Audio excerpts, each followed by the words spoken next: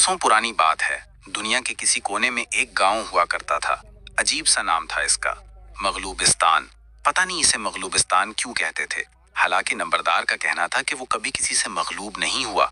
गांव का चौधरी आवाम से बहुत खार रखता था। वो किसी विदेश से पढ़ कर आया था। गांव के लोगों को हड्डी फोल कहता था। लेकिन ठहरें, कहानी सुनने से पहले अहम किरदारों का तारुफ हो जाए। सबसे अहम किरदार चौधरी और नंबरदार का था। ये दोनों किरदार हुक्मरानी के दावेदार थे। लेकिन जाहिर है कि एक न्याम में दो तलवारें कैसे समाती, इसलिए दोनों मिल बैठे। एक तवील मुशावरती इजलास हुआ। तवील बैठक के बाद एक नुक्ते पर इत्तफाक हो गया। हुक्मरानी चौधरी के हिस्से में आई, जबकि फैसला करने का कुल्ली इख्तियार नंबरदार को दे दिया गया। गांव पर इनका मुकम्मल कब्जा मुकम्मल था। जमीनें, कॉलेज, इदारे, ऊंचे बंगलों समेत हर सहूलत सिर्फ इनकी आल औलाद के थी।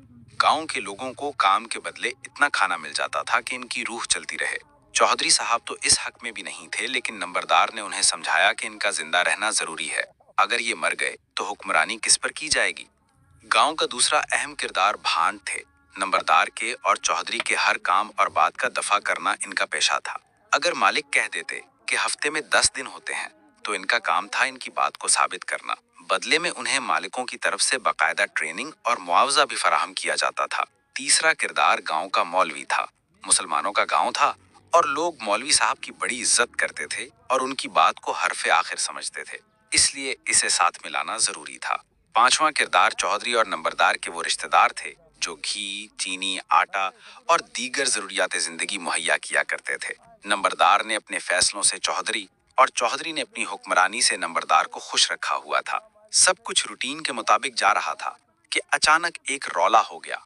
गांव के लोग जब नंबरदारों और चौधरियों के लिए अलग स्कूल, कॉलेज, आलीशान बंगले, इंपोर्टेड गाड़ियां और लग्जरी सहूलियात देखते तो एहसास महरूमी की आग में जली सरगोशियां आवाजों का रूप धारने लगीं। उनकी जायदादों और घरों पर बात होने लगी।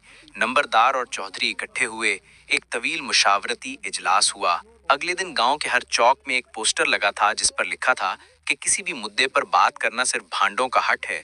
चौधरी की ताकत और नंबरदार के फैसलों पर उंगली उठाने वाले को सजा सुनाई जाएगी। एक खुफिया फैसला ये किया गया कि आलीशान बंगले गांव के अंदर तामीर नहीं किए जाएंगे। इस मकसद के लिए गांव से बाहर की वसी जमीनें मुख्तस हुईं, जहां सोसाइटी के नाम से एक अलग ही दुनिया बसाई गई, जिसमें अय्याशी का हर सामान मौजूद था। बज़ाहिर अच्छे इंतजामात थे, लेकिन खल्क़े खुदा में बात फैलती गई। एक ऐसा वक्त भी आया कि फ़िरौन के घर मूसा पैदा हो गया। वो उन्हीं का अपना बंदा था, उनके सारे दाव पेच जानता था, इसलिए उन्हें टफ टाइम देने लगा। गांव के लोग भी उसी के साथ मिल गए। सबका एक ही बेज़रर मुतालबा था, कानून की नज़र में सब बराबर हैं और गांव के वसाइल पर हमारा भी हक है। फिजा बदल चुकी थी। लोगों को मारा भी जा सकता था, लेकिन मसला वही था कि फिर हुक्मरानी किस पर की जाएगी। नंबरदार और चौधरी इकट्ठे हुए। पंचायत बुलाई गई। गांव के लोगों ने एक शरीफ से इंसान को अपना नुमाइंदा चुन लिया। यूं गांव में एक नए स्टेक होल्डर का इजाफा हो गया। उसकी कोशिश से गांव के लोगों के दिन फिरने लगे। नंबरदार और चौधरी वक्ती तौर पर खामोश हो गए। शरीफ के कुछ दुश्मन भी थे जो खुद स्टेक होल्डर बनना चाहते थे। कुछ अरसा गुजरा तो चौधरी ने दुश्मन को कहा कि नंबरदार की अदालत में शरीफ पर केस डाल दो। केस डाल दिया गया। शरीफ के खिलाफ एक चौमुखी महाज गर्म हो गया। भांडों ने करप्शन का विर्द शुरू कर दिया। नंबरदार ने अपनी पंचायत लगा ली। चौधरी ने अपनी ताकत इस्तेमाल की। मौलवी ने अंधे अकीदतमंदों से मिलकर गांव के चौक में धरना दे दिया।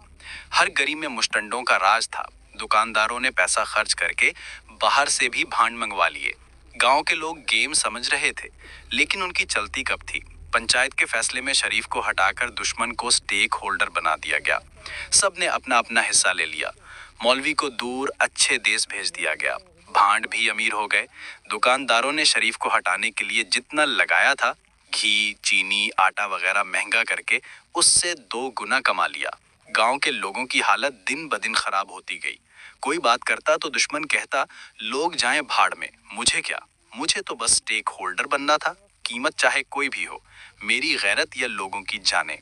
हाशू का कहना है कि वो गांव आज भी दुनिया से अलग थलग किसी जगह कायम है, बल्कि अब तो शायद मुल्क भी बन चुका है। वहां आज भी ऐसे ही खेल खेला जाता है, लेकिन मैं उसकी बात नहीं मानता। आप ही बताएं, आज के जदीद दौर में ऐसा खेल भला मुमकिन है? سامعین، اگر آپ کو ہماری ویڈیو اچھی لگی ہو تو اس کو لائک کریں اور شیئر کریں۔ اللہ حافظ۔